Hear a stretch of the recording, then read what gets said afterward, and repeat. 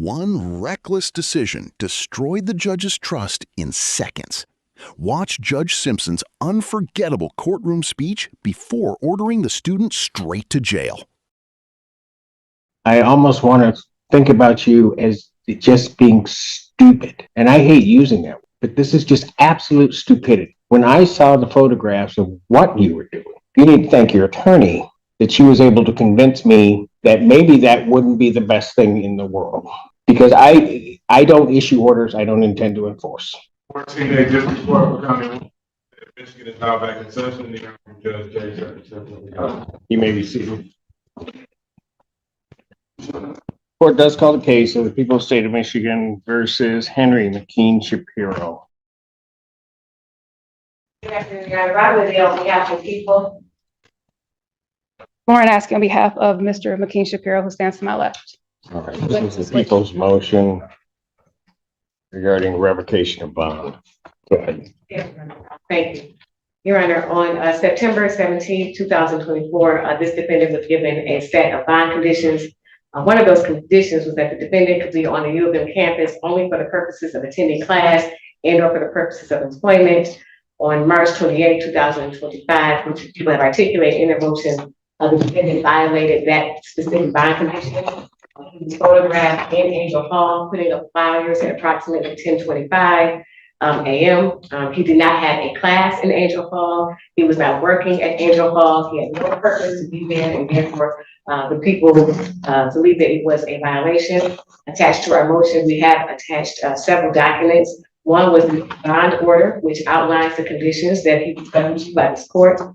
The others were photographs of the defendant on March 28th at Angel Hall, putting up those wanted flyers. We also attached the defendant's class schedule. His class schedule indicated that he did have class that day at a different building, that being the MLB building from 9 to 10. And after that, according to his own response, he had a quiz that he was supposed to take, but that quiz was also in that same building. He had no purpose to be in the Angel Hall building at all. He was not there for class. He was not there for the purposes of employment. He was photographed there putting up posters, but I really don't even think that that is the issue. The issue is that the bond conditions of this court is that he's only supposed to be on campus for the purposes of employment and or class. And clearly the photographs indicated that on March 28, 2025 at approximately 10:25 a.m. he was not doing either of those things. And so, Your Honor, with that, we request that the court does find that there is a violation, and how the court needs to deal with the violation, we need to discuss. Thank you. Saskia. My client is acknowledging that he did violate the bond conditions. Although he was on campus for class and he went there to study, he does acknowledge that he had no purpose to be in that building, although he was there to seeing friends for a moment. So although he was there and he was there during a break, he was not supposed to be in that particular building. Accept the admission of the defendant to the bond violation. Mr. McKean Shapiro, anything you want to tell the court before I impose sentence? No, thank you. All right. Well, let me just tell you this, sir. Throughout this entire case, I've been taking it at a pace, particularly so that you know, recognizing that some of you as students were set to graduate. You were one of those. I either have to believe that you just through some willful and wanton reason just decided you wanted to violate this court's order, and in that way view you as one that I certainly have to protect the public. On the other hand, I almost want to think about you as just being stupid. And I hate using that word, but this is just absolute stupidity. When I saw the photographs of what you were doing, and understand, I'm not going to issue a sanction because of the content of those flyers and the speech that may be in that, as vile as it is. I'm not doing it for those reasons. I'm doing it because you have to understand that in some way you have to conform to rules. somehow or another, from the very beginning of this case up until that date, you were able to do it. And I don't know how you just lost your mind that day and just decided you were going to do something else.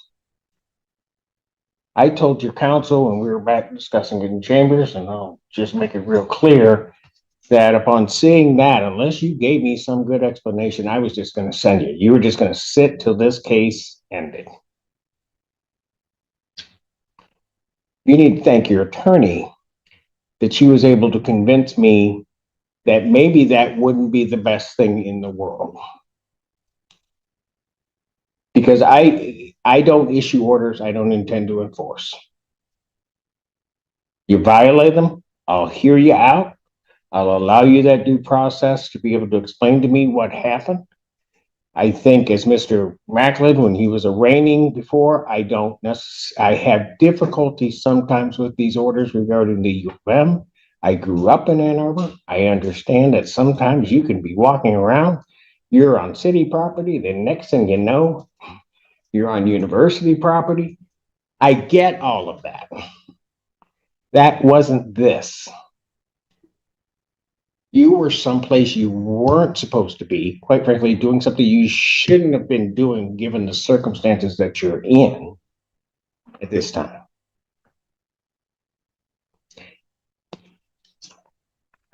Where is your graduation going to occur? One is off campus, and there's another in the big house. Where? The Michigan State Theater.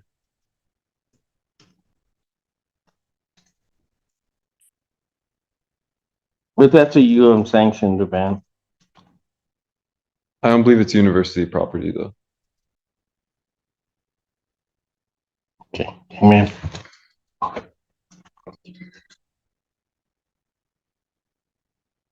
I get that. But the event is being put on by the university, right? Correct. And in here lies the problem. Tell me how I can trust you to behave yourself, not only just on university property, but at any university event. I have no intention of attending that event for any other reason than receiving my diploma. Why am I supposed to? How am I supposed to believe you? See, that's what the problem is here. You're asking me to trust you. How am I supposed to trust you? At the moment that I receive my diploma, I'm willing to. I will not have any more contact with the University of Michigan in any regard.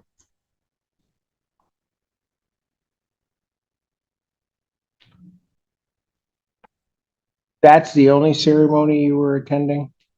That was the only one I was planning on attending. So you are not going to the one at the stadium? No.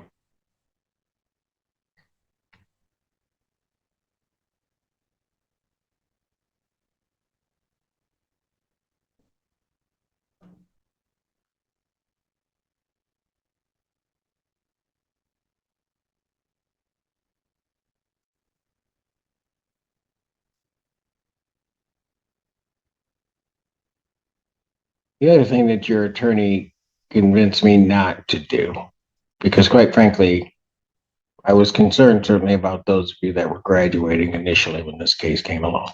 Very concerned and making sure that you got there. But your behavior, in my mind, almost had you forfeit that right to be at that graduation. Basically, just sort of flushing down the toilet, if you will, the symbolic representation of the time that you spent. But your attorney pointed out something to me, because your dad's here. And I guess sometimes what kids don't realize is you're getting that piece of paper, but you're walking across that stage is more for them than it is for you. That's what you jeopardize. for your parents.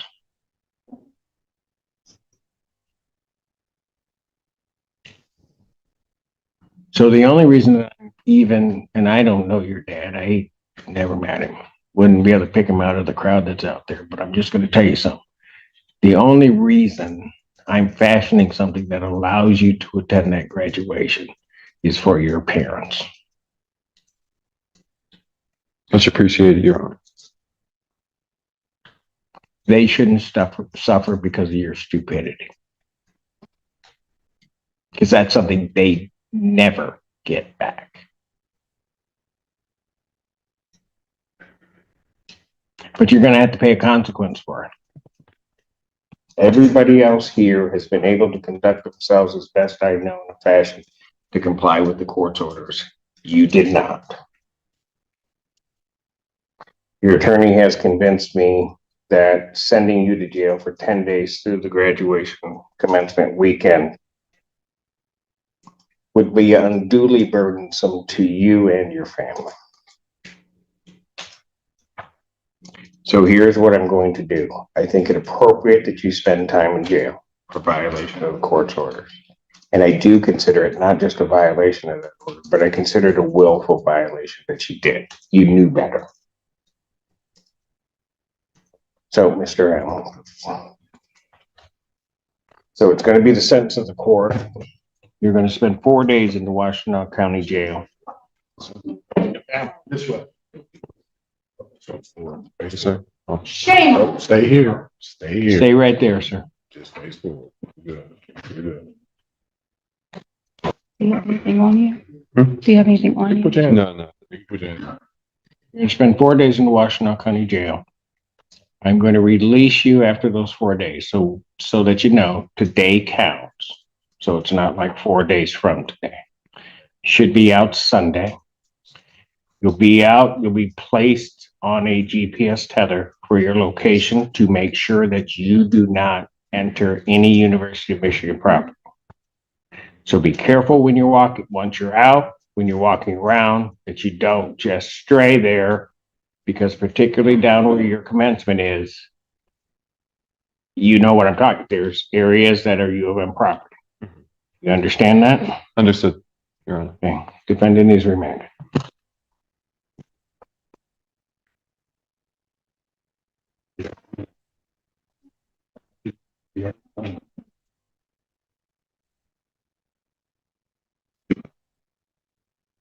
If he's released on that day. Counsel, because of just the timing of it, so that, because normally I would say that he can't be released without the tether, but because of the timing and only giving him 4 days and not giving him 5, he would be released on Sunday. Community corrections is not open. I'm still going to allow the release at that time. And then on Monday, he's going to have to report to community corrections to get the tether. Okay, what time do they go? 8, Yeah, 8 or 8:30.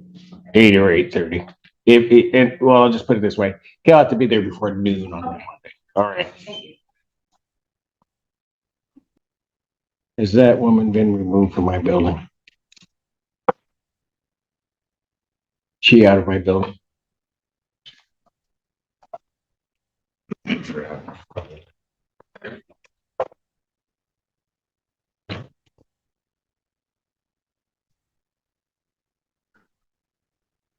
Folks, there's still the argument on the disqualification motion, which certainly I will hear. They're gonna have to process him in and then get him back in here. So I'm gonna let that process occur, and I'm gonna take a brief recess. And then we'll come back and.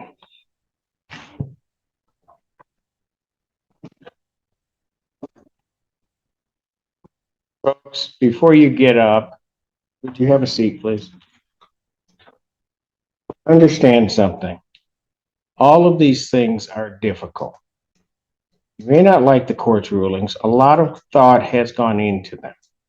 I need you to also understand that while that defendant did what he did and he took responsibility for it, I also have 6 defendants that have properly followed the court's orders and have not placed themselves in any jeopardy.